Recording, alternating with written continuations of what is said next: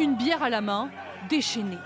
Cet homme, visiblement éméché, est le directeur du FBI en service.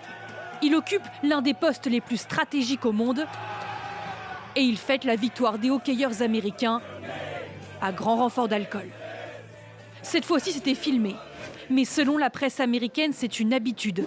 Kash Patel, le patron du FBI, aurait un problème avec l'alcool, des comportements erratiques et paranoïaques au travail.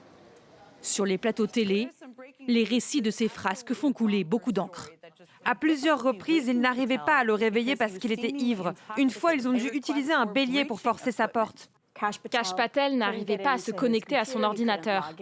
Il a cru qu'il avait été viré, il a commencé à paniquer et à appeler tout le monde. En fait, c'était un bug informatique.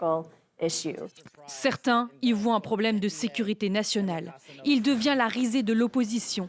Le démocrate Gavin Newsom publie cette vidéo générée par l'IA d'un Kash Patel escorté par ses propres agents. Ce dernier a annoncé poursuivre pour diffamation le magazine qui a sorti l'affaire. On ne va pas laisser passer ça. Vous voulez attaquer ma personnalité? Allez-y, on se voit au tribunal. Avocat de profession, Kash Patel est l'un des proches de Donald Trump. Il a même écrit des livres pour enfants où le roi Donald Trump, victime d'un complot, est défendu par son fidèle magicien, reconnaissez Kash Patel. Mais ce n'est pas la première fois que le directeur du FBI est au cœur des polémiques, accusé notamment d'avoir menti sur l'affaire Epstein ou encore d'avoir des liens avec le Kremlin.